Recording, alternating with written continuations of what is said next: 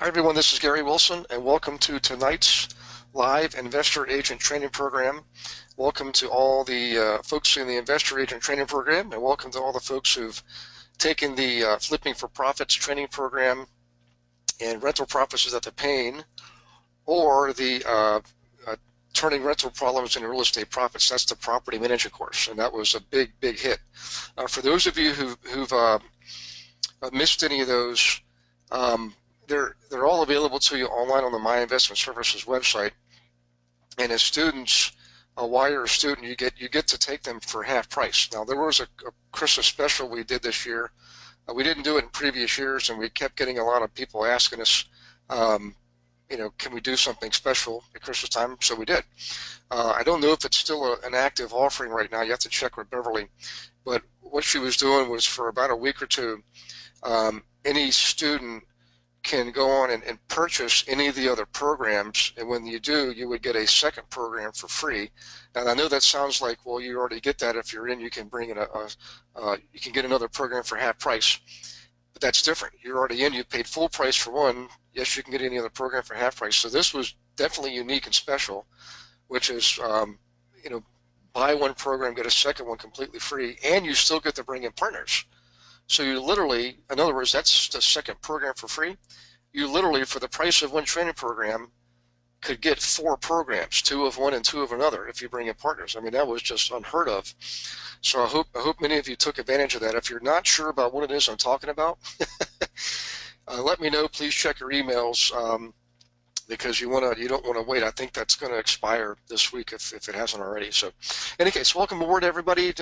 Newer students, senior students, no matter where you are in the U.S. or Canada. Tonight we're going to go over the top 10 tax strategies for investors. And again, this document is on the My Investment Services website under the member section. You have to page down past the recorded webinars and the interviews, and you'll see a lot of material there. It's available to you to download. Okay, so you definitely want to do that. It's free for you, and you also want to provide that to your investor clients, particularly this time of year. And I know I'm going to repeat what I was going over prior to the recording, but this is an awesome time of year to be going over this, because you want to provide this to your clients. All right. The reason is the timing of the year. Coming off the holidays, after January 1, most people are going to be thinking about tax preparation. So it's not just that you're going to give them a free gift. You're going to give it to them in a timely fashion, in a time of year that actually makes more sense to them. Okay. So in any case, let's go ahead and let's get started here. But let me check for questions first. Looks like everybody's just saying they're logged in. They can see me and hear my screen. Okay, that's wonderful. So I'm going to reduce the panel so I can see more of the document here. So everybody should be able to see this, right? So just, guys, get out some paper, pen and pencil. Be ready to take notes. If you already have this at your disposal, you've printed it. If you want to go ahead and print it now, go ahead and print it now. You can print it off, and you can make little crib notes as we go through this. That would be a very good idea. Okay, so let's go ahead and get started here. First things first, we're going to go over perhaps one of the in my mind, one of the more complex strategies. Okay, it has to do with passive loss limitations. Now, over the years, the rules have changed, and it seems like they just keep modifying things, and some are better for us, some changes are better for us, and some changes are not so good for us. But let's talk about the basics here for passive loss limitations, right? It says right there in the title, avoid passive loss limitations, deduct unlimited property taxes, even if over $25,000 or your income is over $150,000 by being a real estate professional. Okay, so let me just go into this a little bit so it makes more sense. First off, okay, come on, computer. There we go. Depending on your particular financial and tax situation, in any year, let's say you have at least paper losses on your property, so up to $25,000. Okay. and you have gains of greater than $25,000. You can offset those gains by the losses on your tax return. Okay, now it has to be like income. In other words, you're the property owner, you're the landlord, you have rental income coming in, and you have losses as a result of those owning those properties. You can offset your income from the properties by those losses. It used to be you could offset other income from other sources, but if you read this, you'll see what this means is real estate investors cannot deduct property tax losses against non-passive income, such as salaries, business income, gains, IRA distributions, etc. In other words, you can't use this to offset earned income, right? But you can also use it to offset business income related to the business of real estate. So if you have an adjusted gross income, and by the way, if you have an adjusted gross income of over $150,000, you can't even take the $25,000 exception, all right? So in any case, what we're talking about here is this. If you have, let's say you have these losses, right? And you want to take advantage of them. What you can do is, the way that the tax laws work now, the default is that these are suspended. These losses are put in almost, you think of it as an escrow, although it's not really an escrow. They're basically put on ice until you sell the property. And then you can offset the gains on the sale of the property by these accumulated losses. So let's say you had losses of $25,000 for 3 years in a row for a total of $75,000, and you sold the property and you made $100,000 net on the sale of the property. You could offset the $100,000 gain by the $75,000 accumulated losses over the last 3 years. Now, there used to be a limit on how many years you could accumulate losses, what they call rollover, all right? And that's changed over the years. I don't know what it is right now. At one point it was 6 years, and then it was 3 years. Just know that if you can't take your losses now, at least in the interim, you can defer those losses. You can use them later to offset the gains on a sale. But there is another approach, okay? This might not seem too appealing to you, but there's an absolute better approach, and here's what it is. As you know, rental income is defined as passive income, which is really unusual because obviously we get involved with buying and running our rental properties. You're maybe not doing painting and plumbing and so forth, but you're certainly in control of your rental properties. Maybe you hire out every single thing that has to be done, but you're still the owner. You still get involved. You still spend time on those properties. Okay, so what I'm getting at here is this: you can use you can document. If you can document at least 751 hours, okay, in a calendar year that you devoted to your real estate business, and this amounts to about 14.5 hours per week, essentially 2 hours and some change a day, okay, not hard to do. So in other words, you can have a full-time job, all right, and if you're putting in 2 hours a day on your investments, you can construe that you can operate this as a business. So you're operating this as a business to the tune of 14.5 hours a week or 751 hours in a year. Okay, so if you spend that time in real estate, on the real estate business, trade or business is what the definition says. So let's go through this. What that means is could be property development, redevelopment, construction, reconstruction, acquisition, that's you purchasing properties or your clients, conversion, converting from one use to another, renting those properties, operation, in other words, operating the rentals, management, leasing, or brokerage, trade, or business. Many of you are in the brokerage business. Most of you are, in fact, okay? So what I'm getting at is this. If you're a real estate investor and you do rentals, management, rehabbing, wholesaling, retailing, foreclosures, short sales, self-storage, other types of real estate activities, this includes you, all right? So with the right planning and documentation, you can construe that you are running a business, and then you can take all these losses in the year that you accrued them, okay? So you can do this and fully deduct your property tax losses without limit, save a ton of taxes, and increase your cash flow every year. So in other words, what I'm getting at is there's no limits on that, all right? And this is what I've done for years, many, many years, okay? And all of you and your clients can do the same thing. So what I would do if I was you is I would print this off if you haven't already printed it off.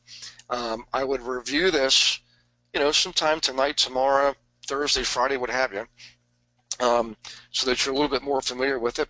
And then at the same time, send it to your clients as a gift, all right? And just be prepared to support them come January 1, all right? Because they may ask you where you got this. You can just say you got it from My Investment Services. It's been certified by a tax accountant. It's all stuff that I've done. So in any case, just keep that in mind. There's more to go over. I just want to kind of lay the groundwork here with this first one. So I want to make sure everybody here is comfortable. So let me move my panel over real quick and check for questions. So hang on just 1 second. Let me get that back over. Hang on 1 second. I know there's going to be a lot of questions here tonight. I get it. Some of them I can answer. Some I can't. So Faisal, what you want to do is log into the My Investment Services website. So Faisal's asking, where is this? So you go to the My Investment Services website, go to the member section, and when you log into the member section, you're going to drop all the way down towards the bottom. It's several screens long. You got to go through the recorded webinars, go through the recorded interviews, and then you'll get into the area that has related files and documentation that are related to the program. Okay, and you'll see it in there. And it's actually titled Tax Strategies for Class 1. So that's where this is. Awesome stuff. If you have a workshop, you can bring that to your next workshop and hand it out. Hey, by the way, Faisal, if we have time tonight, if you don't mind, I want to ask you about how your workshop went the other day. Maybe you could type it in real quick. Just let me know the number of attendees and things like that, and we'll go over that. Okay, so let's go over to the next strategy here. All right, this is ways to audit proof in other words, your returns. I can tell you, let me just tell you, the bigger you get, in other words, the more properties you have, the more businesses you own, the more likely you are to be audited.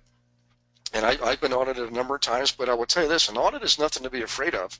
Really all it is, guys, and you can really relax and breathe a sigh of relief, they're simply looking for more information. That's typically all they're doing. That's what that means. Auditing is, they're going to audit, go through everything, and if they don't feel like they have a complete enough explanation on any one or any number of things, they're going to ask you for more information.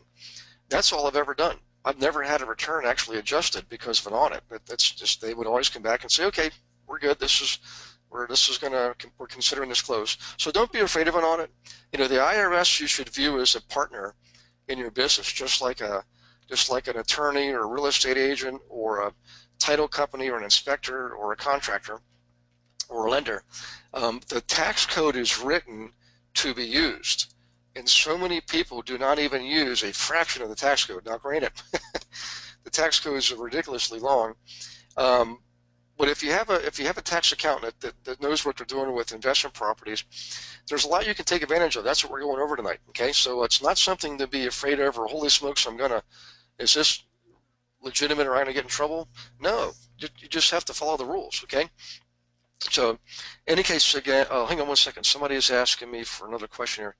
Let's see. This is Beth. Please tell me where to find a document on the website again. And that was, sorry, Beth. So go to My Investment Services website. Up across the top, on the bar across the top, you're going to see a button you can click on that says Members Section or Members Only, I forget. If you've been in the program for at least a month, that's when Paul adds you to that section. Excuse me. You log in, and then you get access to all this. And all of these forms and documents are at the bottom of that member section, and they're yours to download and print and really keep forever. So, in any case, let's see. This is Roger. Roger said, I'm having some issues with the audio popping in and out, sometimes 5 to 10 seconds. I'm not sure why, Roger. Let me just check real quick here. Mine is, yeah, mine's 100% here. Now, Roger, that has happened to me on other webinars that I've been on, and what we determined is actually internet related. Your server, you might have so many people logged in right now in your area that your internet provider is just really struggling. I mean, that's the answer that was given to me. So I apologize. Hopefully it'll clear up. Okay, so back to this. There's a lot of ways to reduce the chance of audit on your returns, because let's face it, even though an audit is generally not something to be afraid of, it does take time. I mean, it takes time and energy, and boy, you really got to be prepared and have your ducks in a row. And the more you do, the less time it takes. But just be prepared. It could chew up, a couple hours a month for up to a year easily. So, in any case, one of the first things you can do, and the easiest things you can do, is this: simply file an extension. Okay. Now I do that every year, not because it's a technique I use to not get audited, but it's a necessity because my tax returns are so lengthy. It takes my tax accountant, he has to wait till the season's over before he can start on mine, and several other business owners he has like me. And it takes him that long to go through it all. I mean, we're talking a several hundred-page return that he's preparing, and he has to file things in multiple states because I do business in multiple states. So it's a little bit more complex, but the bottom line is I file an extension every year for that reason. It takes him that long to do it. But as a result, what happens is it reduces your chances of being audited, because throughout the year, the IRS is identifying other audits, other returns to audit, and if they've basically filled up their queue, they're not going to get to you. It's like a first come, first serve kind of thing there. So, in any case, to do the extension, you file Form 4868 for individuals and 7004 for entities like LLC. So, most of my return is taken up in the form of entities. My personal return is not all that great, but all the businesses added up, all the LLCs for property ownership, really add up to a lot. So, in any case, that's the first thing is simply file an extension. Okay. Now the reality is it doesn't mean you get to postpone paying your taxes. So let's be real here. You still got to pay your taxes. So if on April 15th you believe you owe $1,000, you should send a check for $1,000. You can postpone the filing of your return, but you cannot postpone the payment. If you believe you owe money, by gosh, you really should pay it. Okay. In any case, let's keep going here, because that's a real easy technique. All right. Now another thing too is, let's say you have something that's not really, maybe it's a little more complex, or you have a related business that's a little more, it doesn't fit one of the models very easily. Okay, so what you want to do is you want to provide a written explanation, and I do this too because I have a lot of travel, and that's one of the things that can trigger an audit is, I mean, I'm constantly submitting receipts for room and board, because I'm constantly traveling. So I just simply explain, well, this is one of my businesses that I'm involved in. I'm at least part owner of it, actually. But more importantly, I'm the lead trainer, so I'm the one that goes out there on the road. They get to use my name and so forth to do this. So I do that, and I suggest you do it too. So if you think there's a transaction in the year that's not a traditional type transaction, it was a little more complex, multiple moving parts and pieces, provide a written explanation to explain it. That's all they're asking for. Okay. In fact, if you look at this statement here, I would copy this right here. All right. I would include this exact verbiage starting right here. Auto entertainment travel deductions are necessary for my business and are done in strict accordance with the substantiation requirements of IRS regulation 1.274-5T parentheses C. Okay, you always want to refer to the code, the regulation, and explain why. So you want to let them know that you're prepared, as you got all of your ducks in a row. So that's the second easy thing. So there's a lot of other ones, but those are the two easiest things you can do to reduce your chances of being audited. Okay. Now another thing is this: the purpose of utilizing the tax code in your favor is to retain more of your income, so you have more income available for investing purposes. And I know it sounds obvious, but let's just go over an example of how powerful this is. And we're going to talk about the power of compounding. Some people refer to it as the eighth wonder of the world. So if you take $1 and you double it every year for 20 years. Actually, that's his 20 days. That should say 20 years, excuse me. I wonder if it'll let me edit this right here.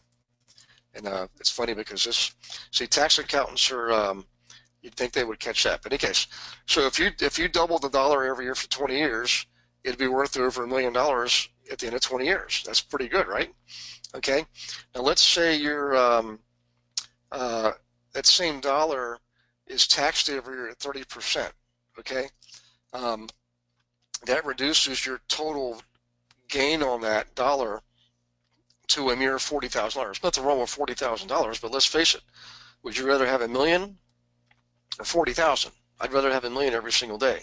Okay, so if you can reduce taxes, if you're in a 30% bracket and apply whatever your savings are to some form of an investment, it's like you're much further ahead. It's a double benefit. You're not only reducing expenses, you're increasing your income. Okay, so in any case, tax-free compounding is a pretty critical component of the tax code. And again, it's not any secret. They know this because this code was written, by accountants and attorneys, and most of it comes from legislation. It's passed through Congress and the Senate. Okay, so in any case, the bottom line is this: because the tax-free compounding earnings accumulate not only the principal amount, but also they accumulate on the tax-free earnings as well. Earnings on earnings, in other words. All right. So the compounding combines earning power on principal and the earning power on interest. Here it is right here. It's been sometimes termed the eighth wonder of the world. It's like a miracle. Okay. So wealthy people knew this. Affluent people know this. Okay. And so let's say you can save $2,000 in taxes by applying the appropriate code, and you invest this in an IRA. If you invest it, beforehand, after a 20-year period, and you keep this invested for 20 years, you got a whopping $114,000, right? But let's say you save $10,000, all right, because you apply the tax code. That goes up to about $573,000, additional to your bottom line, all right? So you see, this is why. So you don't want to just save on taxes for the sake of saving on taxes. You want to save on taxes for the purpose of redeploying that capital for a greater good. Okay, does that make sense? Let's say you save $5,000 and you use it as a 10% down payment on a property. Okay, that you bought a $50,000 piece of property, and assuming a 20% yearly return on the $10,000, okay, at the end of 5 years you'd accumulate $50,000. All right, 20% on $50,000 is $10,000. Right, so 10,000 times 5 is $50,000. You see why we like to save taxes. All right, so always make sure you use the appropriate tax accountant, which we'll talk about here in a little while. So in any case, you can also use that money to upgrade your properties, right? You can upgrade your properties, increase the rents as a result of you applying your tax savings. And if you did that, essentially what we're talking about here is you can add at a 10% cap rate. If let's say you added $200 more per month to your cash flow, that's $2,400 a year, divided by the $2,000 that you put in there, and the improvements to result in that, that's 120% gain. Okay, so before I go further, let me queue up method number 4, and I'm going to check for questions here real quick and take a pause and let you guys catch up. Let's see. Okay, next question. This is from Tanya. Hey, Tanya. Tanya says, okay, will the username and password to log in to My Investment Services memory area be sent to us via email?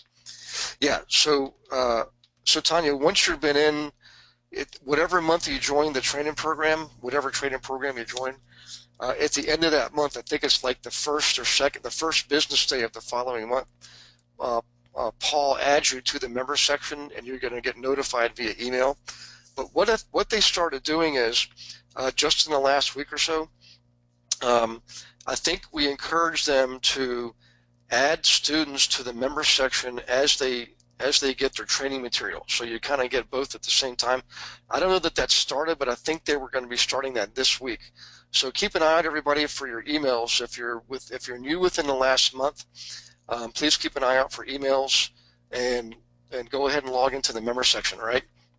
In any case, let me check real quick here for more questions. Hang on one second. Okay, I think we're okay.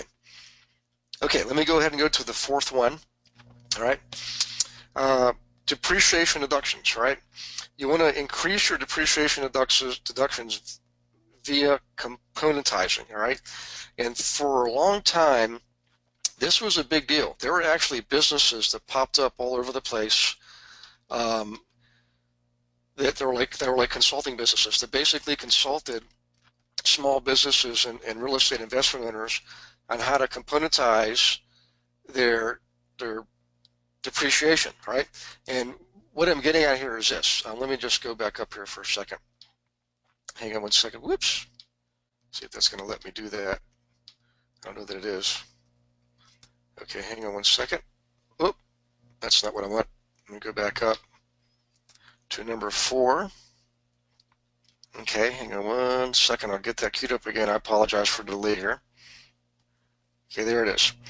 All right, so what we're talking about here is, in a nutshell, a couple of things.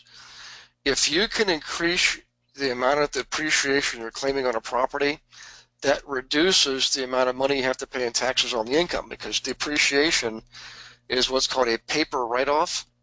It's a phantom write-off. It's a write-off that's given to you by the IRS for the privilege of owning real estate and related property related to the real estate. So what that means is you have your real property, which is the physical building, the improvement to the land, okay? And then typically inside the real property, the improvement that is, you'll have other components that you can determine to be personal property. And when you do that, like refrigerators and stoves, for example, those items have a much faster depreciation schedule. So if the building itself is depreciated over 27.5 years, essentially it's going to take you nearly 30 years to depreciate a building down to zero. All right. But if you have refrigerators and stoves in there, those are often can be depreciated in like a 5-year period. Okay, so let's just look at some basic math here first, all right, and then we'll get into some examples of what you componentize or what you can depreciate separate from the building. So let's say you can get $20,000 in depreciation deductions on your ordinary income, right? And you're in a 30% bracket. That basically means you would save $6,000 in taxes. In other words, $6,000 is 30% of $20,000, right? So this is like found money. And if you took that $6,000 and made a down payment on a $60,000 property, okay, with a 20% annual return, you would be adding $12,000 to your income every year, while you save $6,000 on taxes, right? So literally, that's what I'm saying is you don't just save on taxes for the sake of saving. You save on taxes for the purpose of reinvesting that, redeploying that capital. Okay. Now the beautiful thing is, let's say down the road you want to sell a property, and you don't just flat out sell it. You exchange it through what's called a 1031 exchange. Okay. What that means is you can see it right here. You have no recapture. In other words, you don't have to recapture all that depreciation. All right. And the tax savings, you do not have to pay these tax savings back by selling the property tax-free via the 1031 exchange. We'll cover that later. But in any case, the bottom line is this. You'll continue to pocket all those savings on depreciation, all right? And what it amounts to is this, it's like the law of attraction. Sound money practices attract more money. So by saving on taxes and redeploying that savings in the further investments, you're really compounding on a large scale what you're able to accomplish in your investing business. So let's talk about what this really looks like. All right. Some people call this cost segregation, but the bottom line is, if you have components, here's what we're talking about. If you have components like refrigerators and stoves, for example, that you can depreciate in shorter periods, shorter time periods, like 5 years. What that means is you have a greater tax benefit, greater tax savings, and that's money that you can use again to redeploy. So that's what we're talking about here. There's 5-year property. Here's a bunch of examples, all right? And again, most buildings are depreciated in 27.5 years. Older commercial buildings are 39.5 years. They've actually combined those over the years, right? But let's say you have in there other components like appliances, shelving, cabinet storage that are not permanent, that are not permanently a part of the building. You can depreciate those on a much faster scale, like 5 years. It was 27.5 years. So in other words, if you have a $10,000 component, like a set of kitchen cabinetry that you did not, it's not a part of the permanent structure of the house, $10,000, you depreciate that over, let's say a 27.5 year period. You can write off then, $275 a year on that $10,000 set of cabinetry. But if you depreciated that over a 5-year period, that means you can write off $2,000 a year, nearly 10 times as much. It's just amazing what you can accomplish by doing this. And there's some really neat things here. If you do a remodeling project, you're basically rehabbing a property. I'll show you here later on how you can recategorize some of those remodeling or rehab components to be expenses taken in that current year, and you can depreciate them over a shorter period of time if you choose to do that. There's 2 options here we'll talk about later. All right. So in any case, there's an example here of an investor who installed $80,000 in non-weight bearing movable walls in his commercial property. All right. As a result, because they were not a permanent part of the structure, he was able to depreciate those over 5 years. In other words, he had a deduction of $16,000. In other words, $80,000 divided by 5 is $16,000. All right, year over year versus $2,000. Okay, pretty amazing difference there, right? I mean, how would you like to have a $16,000 write-off this year, right? Because you use a certain type of wall structure. So in any case, there's other types of improvements too that most people are not even aware of. Even a lot of investors I find out are not aware of. In other words, typically, or I would say not typically, according to the code, land is not depreciable, okay, because land is land. It's not the improvement we're talking about, it's the actual raw land. But if you make improvements upon the land, okay, did you guys know that paved surfaces, landscaping, parking lots, you can depreciate those over a 15-year period, okay? You can also make land improvements to a building. Some examples might be outdoor lighting, okay? Utility connections to a building, things like that. So really get real detailed in your analysis. If you had to run a new line from the power pole in your street to your property, okay, that would be considered a land improvement to the building, all right? If you had a new driveway put in on a rental property, that would be a land improvement to the land, and you could depreciate that over a 15-year period. So in any case, the reality is this, is you want to have the value of your land be as low as possible relative to the overall value of the improved property, because you can't depreciate land. And the lower that value is relative to the overall, property, the more tax savings you have. In any case, let's talk about rehab and remodeling here real quick before we move on, and then we'll take another short break and check for questions. Oops, that thing just reduced all of a sudden for some reason. Hang on 1 second, I think I know why. No, you know what, I'm not going to mess with it because I'll mess it up. So we can still read this, so that's good. In any case, what this is talking about here is let's say you're doing a big remodeling project. Remember, you don't want to add the entire cost of the remodeling project to your cost basis of the property, because in there you may have components of the remodeling that could be depreciated on a much shorter scale. All right. In other words, if you're making modifications to the actual building itself, like roofing, siding, yeah, that would be typically 27.5 years. But let's say you're doing carpeting or cabinetry or appliances, you would want to depreciate those components over a much shorter period of time, all right? That's what we're talking about here.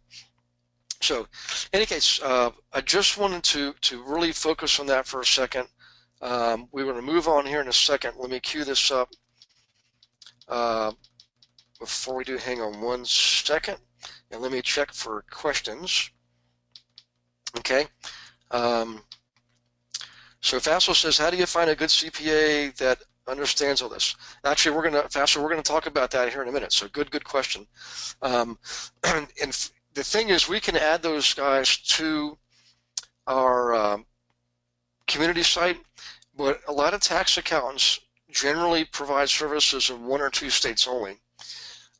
What we might do is we might go and entertain that idea, and for each the top 500 metropolitan areas, and open it up to 1 accountant per area or something like that. We've talked about that, but we don't want to inundate you guys with a bunch of choices that you really don't need to make.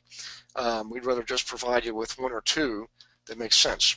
So Fassel, we're going to cover that here in a second. Let's see, Natasha has a question. Hang on 1 second. Do you suggest stocks, mutual funds to achieve doubling $1 for 20 years to 1 million? Actually, Natasha, I recommend real estate. I'm not suggesting that you don't invest in stocks and bonds and mutual funds. I mean, I do personally, all right? However, over the years, I have absolutely made far more money. I've got a greater return on my investment in real estate than I ever got from the stock market. See, in the stock market, you have literally no control. There's only 2 things you can do, which is get in and get out. In real estate, you got all kinds of things you can do while you own a property. You can change the character of a property. You can remodel it and raise the rents. You can remodel it and sell it. You can lease option it. You can do all kinds of things. If it's an LLC, if you own property in an LLC, you can sell shares of the LLC. All kinds of stuff you can do with real estate that's you really just can't do in the stock market. Now, what's funny is the stock market is actually doing quite well right now. And one of my clients happens to be one of the managing directors for one of the large international financial planning firms, and he's obviously invests in stocks, but he also invests heavily in real estate. And his objective is to see a $30,000 Dow Jones Industrial Average, and I think he's going to see it. I don't know, how long it's going to take. I think we're going to go through another painful recession here, unfortunately, but I think it will rebound, and just like it from this last one it did. Look at where it is now compared to where it was prior to the last recession. If you look at the history of the business cycles, it's a cycle. It always goes up, it always goes down, it always comes back around. So in any case, I suggest you have a balanced portfolio. That's really my, that's my suggestion. I'm not a financial planner, obviously. But I have different investments for different purposes. I think everybody should look at it that way too. So, in any case, let me check for more questions here. 1 second. Hang on just a second, guys. Actually, I think we're caught up. And let's look at repair deductions, okay? So, all right, 3 major tax-saving benefits of classifying expenditures as repairs rather than capital improvements.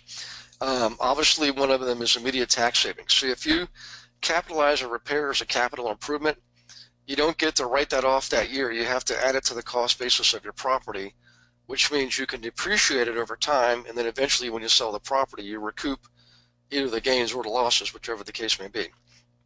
Okay, so if you're an owner of a rental property in a 31% tax bracket, and you pay $20,000 in a repair, it's immediate deduction, that would be worth $6,200 to you in savings if you could take that expense that year. But if you categorize it as capital improvement, and this guy says it's capital punishment, it must be written off again over a 27.5-year period. Average annual deduction of about $720. Tax savings of only about $200 in the first year. The difference in immediate tax savings of $6,000. So the way you do that again is componentizing, okay? So you have to look at the nature of the repair, and there's a lot of, believe me, there's a lot of rules about this, and you just need to know that there are different schedules for different types of improvements. So in any case, so just like here it says, just like in a big forest, there are many smaller separate trees. So an extensive plan of improvement is made up of a series of smaller separate repairs. This is how you want to think of this. So that is, much work is resulting in permanent improvement to the property and assets consist of a series of separate repairs. Such repairs could be immediately deductible if documented separately. Otherwise, they will lose their nature as repairs if they are part of a general plan of improvement or reconditioning. So therefore, what you need to do is componentize or fractionalize a large expenditures into a larger number of smaller repairs, smaller repair categories. All right.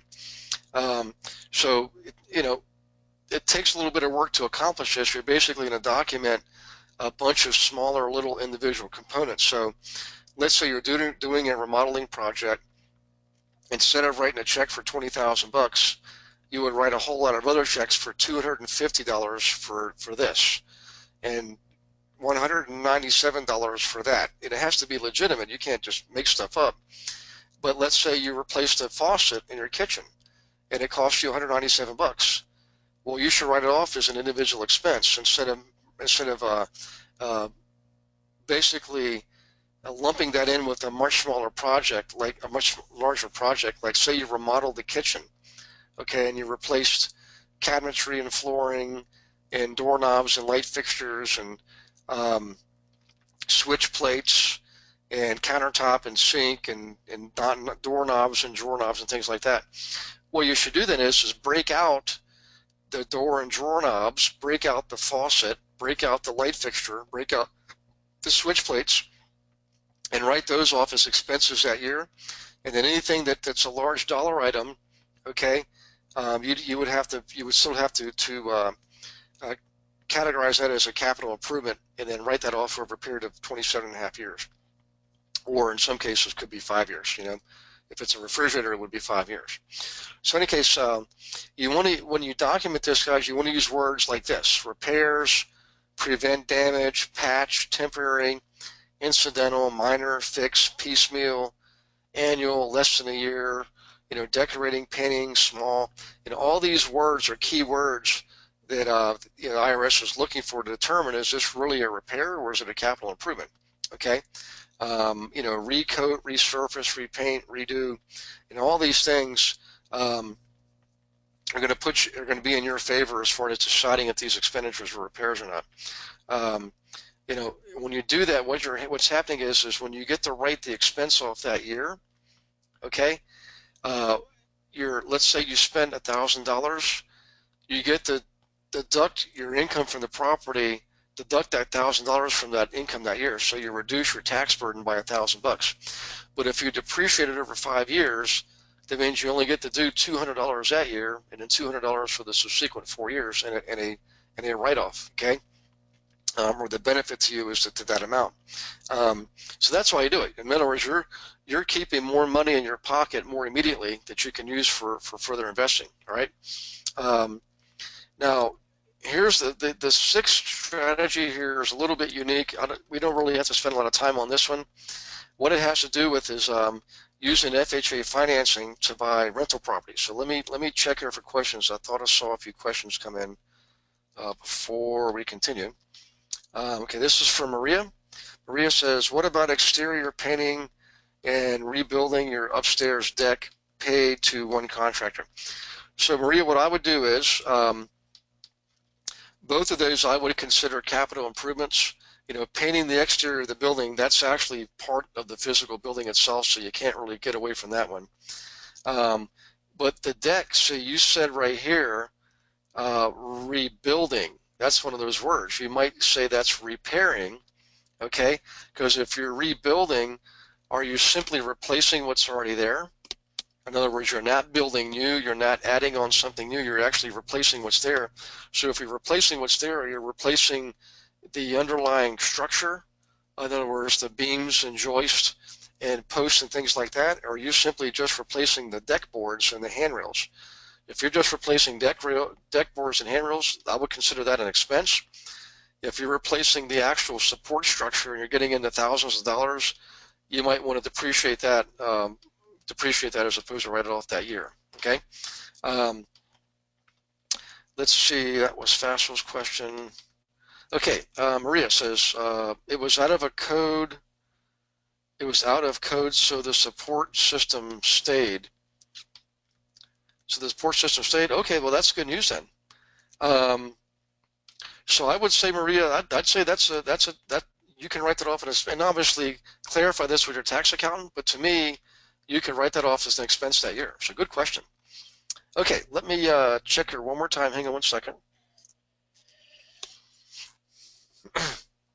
Now, what this next one has to do with is, and you should probably learn it so you can explain it to your investors. You may or may not want to do this yourself. You may already be living in your own property and you don't want to buy a multi-unit property for the purpose of living there. I mean, some of you might want to do that. I actually did that in my early years. When I would take advantage of FHA financing early on, I'd buy a fourplex or live in one unit, buy a duplex, live in a unit, things like that. So that's what this has to do with, because what's happening here is with FHA financing, you can get in with very little money down, sometimes as little as 3% or 5%, okay? And you also can get a 30-year term. In other words, your mortgage is amortized for 30 years. So a good example of this would be a lot of foreign investors use this strategy, by the way. They'll buy a property for their child who's getting ready to go off to college or go to university, as we call it up in Canada, all right? And what the investor will do is buy a property around the campus that maybe it's a single-family home with 4 bedrooms and they rent out all the rooms to individual students, or they buy a fourplex and they rent out the individual apartments to maybe grad students, okay? As long as their child lives in one of the units, they can do that. So let's say you paid $250,000 for a property, and your monthly, mortgage payment comes to about $1,250, okay? And you're bringing in $2,200 in rent. In other words, $1,100 per unit times 2 is $2,200, all right? What that means is you've got rent coming into the tune of $2,200, and yet your mortgage payment is only $1,250. You're making about $950 a month, okay? But at the end of the day, you got taxes, insurance, things like that. So let's just say that's what you're getting: taxes and insurance. Your total payment's $1,550 a month. If you were renting out one of the units for $1,100 and you lived in the other unit, then you're not going to get another $1,100. You're only going to get $1,100 per month, obviously, because you're living in one of the units, right? What that means is the other tenant is paying $1,100 of your rent to you, and your total payment's $1,550. That means you literally put, you're living for about $500 a month, roughly speaking, okay? Much better than $1,100 a month, and you get all the tax write-offs, okay? So essentially you can do that, and you do have to live there. There's rules about length of occupancy when it comes to selling your property, and is it deemed a owner-occupied property versus a tenant-occupied property. There's rules about how long you live there, how many years that you live there for 2 of the last 5 years, or 3 of the last 5 years, whatever the case may be, okay? But let's say you did, and you lived there for 2 years and you moved out and you did rent out the other unit.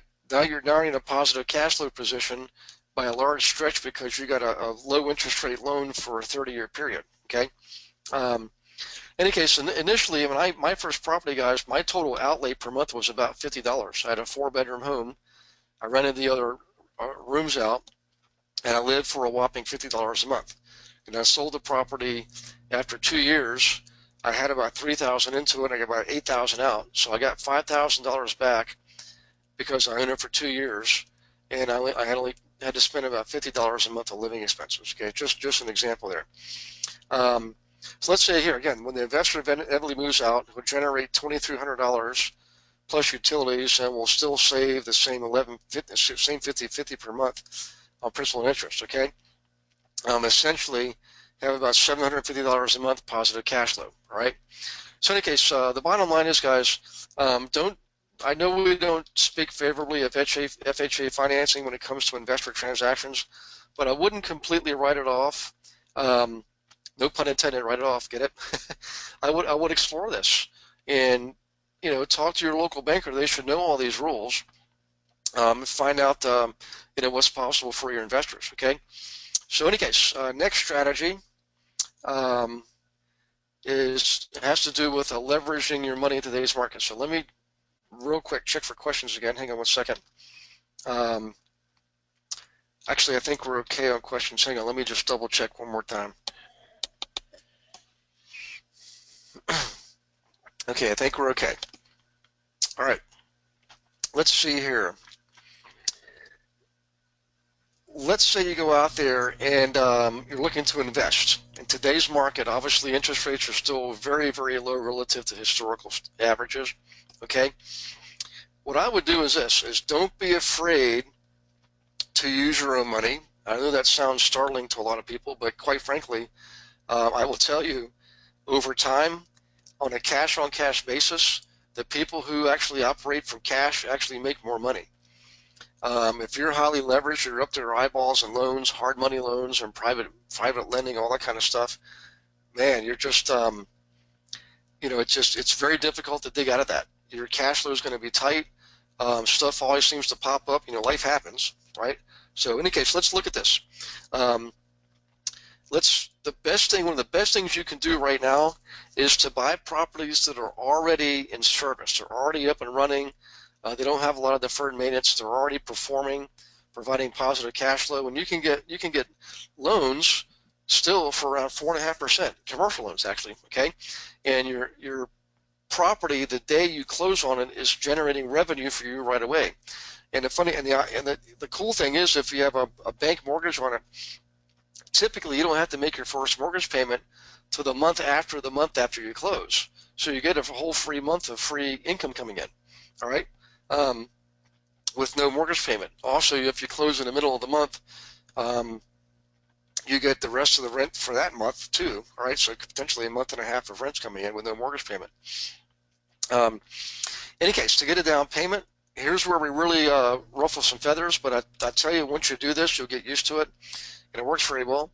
If you're going to borrow money, don't borrow from others. If that's your mindset, use other people's money. All right, borrow, but borrow from yourself. Borrow from your own 401k if you have one. I mean, I did that probably several dozen times over the years. You can typically borrow up to half the value of your 401k, and when you pay it back, you're not paying back somebody else. You're paying yourself back. So not only do you get your property when it purchase, you get your 401k built back up, and in any interest you pay to yourself. It's the most amazing thing. All right. You can also get a down payment from a whole life policy. Use the cash value. All right.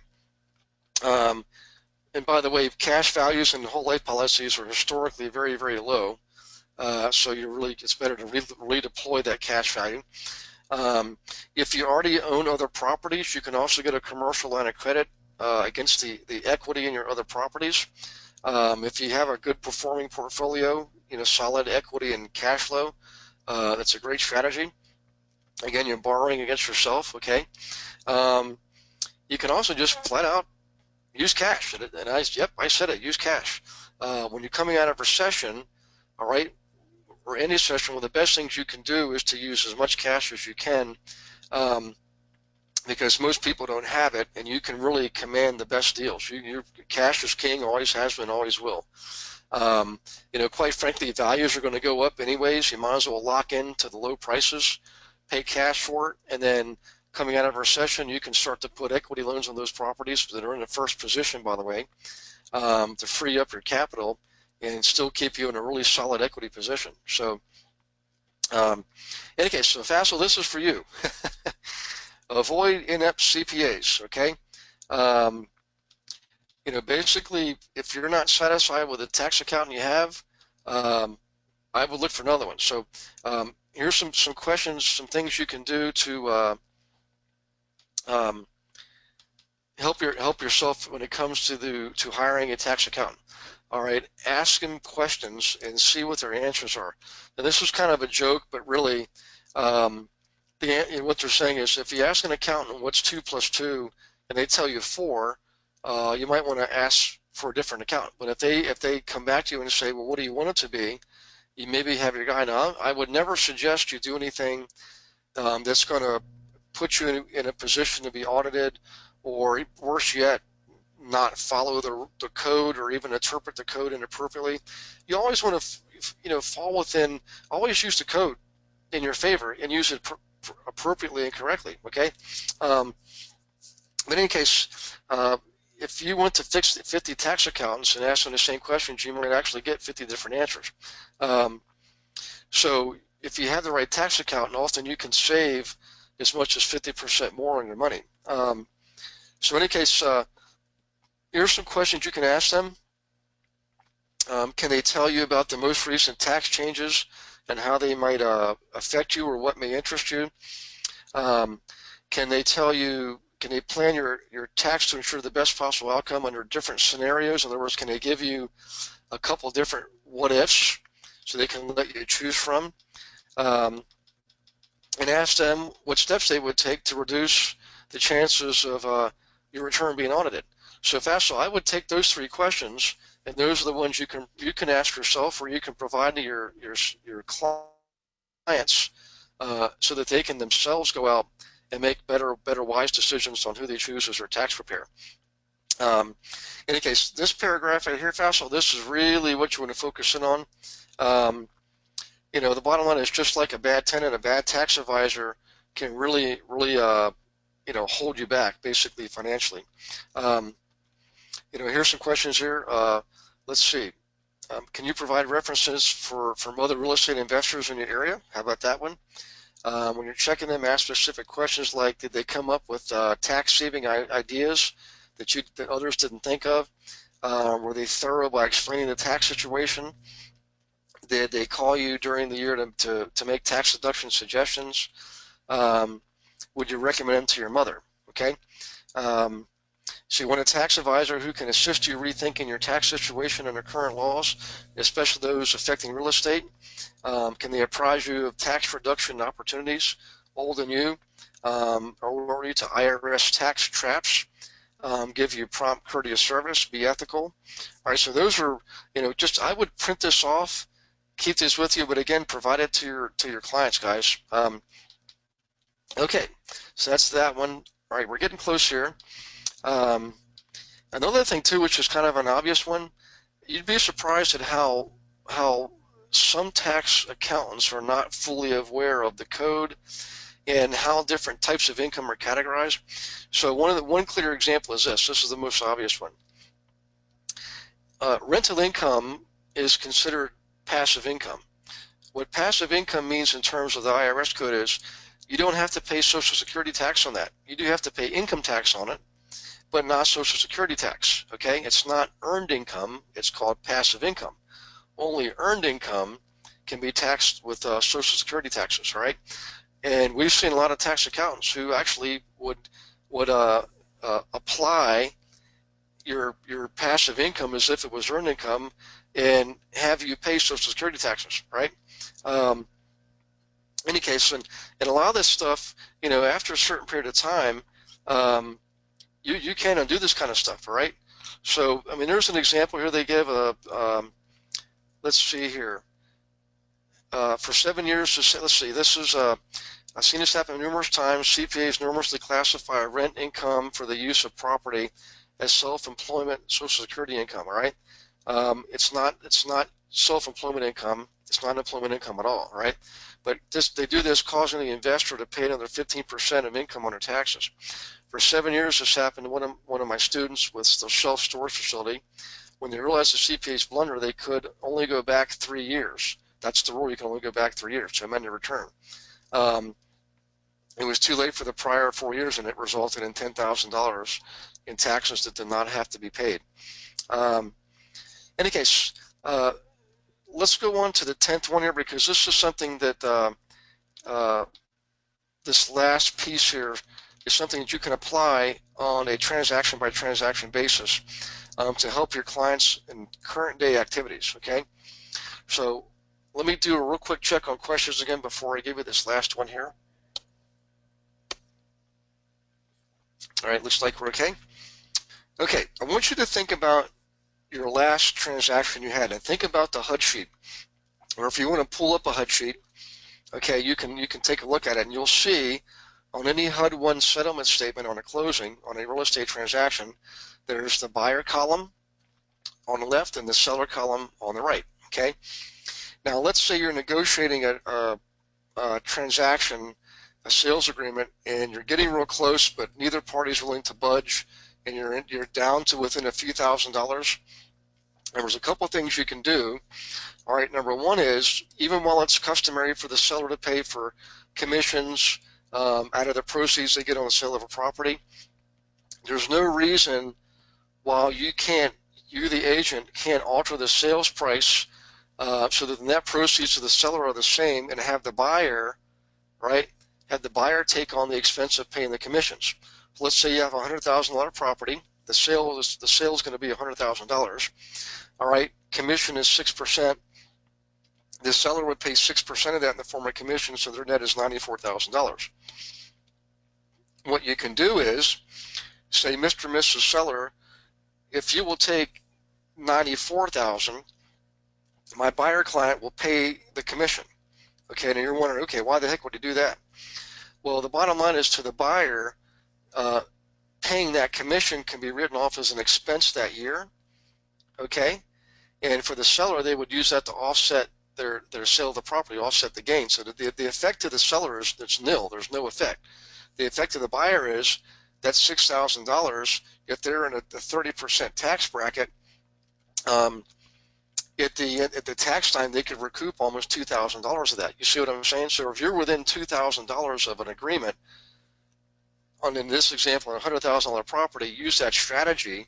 Okay, that doesn't affect the seller, and yet the buyer can basically get the property they want. It's just they're going to get in a delayed way at tax time. They'll recoup the extra that they had to pay on that property. Okay, you can do the same thing with transfer taxes. There's a number of things you can do that for. So again, transfer taxes.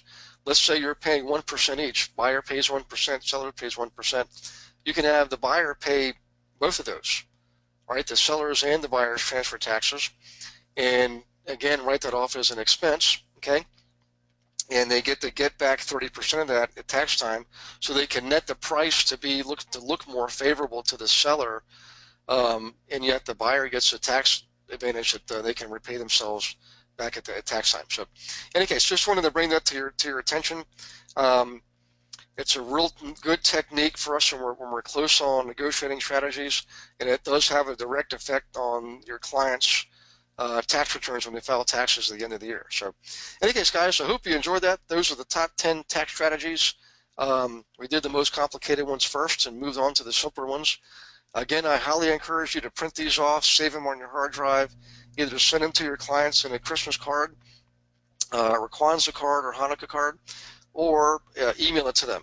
Okay, and just say, Happy Holidays, Merry Christmas, whichever the case is, and they'll remember you for that, as opposed to just sending them a recipe or a magnetic calendar. All right. In any case, let me check for questions here one more time, guys, before we call it a day. It looks like we were, hang on one second, looks like we might have another one here. Okay, this is Natasha. So hi, Natasha. Okay, I just shared the multi-unit FHA strategy with a potential young buyer this afternoon. This is great to hear you discuss this topic this evening. We are sitting down on Thursday to locate best rental income producing areas. Hey, that's awesome, Natasha. By the way, congratulations. Please keep me posted on that. Okay, Roger is asking, would a REIA group usually have a good source referral for tax accountant? Roger, yes, a good REIA group will. By the way, if you're, I know you're up in New Jersey, go ahead and look up Teresa Martin. She runs the Long Island REIA group and the Manhattan REIA group. She's one of our students. She's an attorney. And she and her team leader and OP, all three are in the training program. But she may know somebody that can do that for you in New Jersey, because a lot of providers provide resources in New Jersey and New York at the same time. So good question, and good to hear from you too, Roger, by the way. So in any case, hey guys, listen, I want to wish you all personally a very Merry Christmas. We're not meeting next week. We will be meeting again the following week, which is that means I won't be seeing you till next year. But that webinar is my birthday, Thursday, January 5th at 7 p.m. Eastern, 4 p.m. Pacific. So I don't know what the subject's going to be yet, but we're likely to go back into the material and start from the very beginning and work our way through just like we did last year. And then from time to time, we'll take a week off. I mean, we'll still have the webinar, but we're going to dig into specific subjects that you asked me about. But most important thing right now, guys, is this. A lot of you have had a real good year. I mean, some of you had as many as 3 transactions in your first month. You know, anybody that needs help, if you need moral support, spiritual inspiration, you know, please let me know. As you know, I'm on the road a lot. I will tell you on January 2nd and 3rd, I will be on the road for 2 days driving from London, Ontario, Canada, all the way down to New Orleans, Louisiana. I know it sounds crazy. Why am I driving that? But I have to have my car going through Louisiana, Texas, New Mexico, Arizona, Nevada, and Southern California, because I'm not going to be flying all those places and renting all those cars. And I'll have my skis with me and my boogie board and wetsuit. So no matter where I'll be able to either ski or surf. In any case, on those 2 days, it'll be a great time for you to have a pick-me-up phone call. Let's talk about what you're looking to accomplish in 2017. I will tell you this, all indications are this is going to be a bang-up year for investing and working with investors. Much better than 2016, which was much better than 2015. In fact, the results in 2016 were almost double what they were in 2015 across our student base. So we're looking to do that again this year, and so far what we're seeing is it's really panning out big time for a lot of you guys. So keep me posted. Boy, if you got some good success stories, guys, man, shoot them to me. Email them, text me. If you need help, same thing, just let me know. Okay, Merry Christmas to you guys. Jackie, Doris, Merry Christmas. You know, all of you guys, Maria, thank you very much. Yep, I'll be a young 29 years old. So, okay, I'm going to go ahead and turn off the recording, guys. You guys have a wonderful weekend and week ahead with your families and loved ones. Just relax and smile, because 2017 is going to be an awesome year for you all. All right, take care and God bless.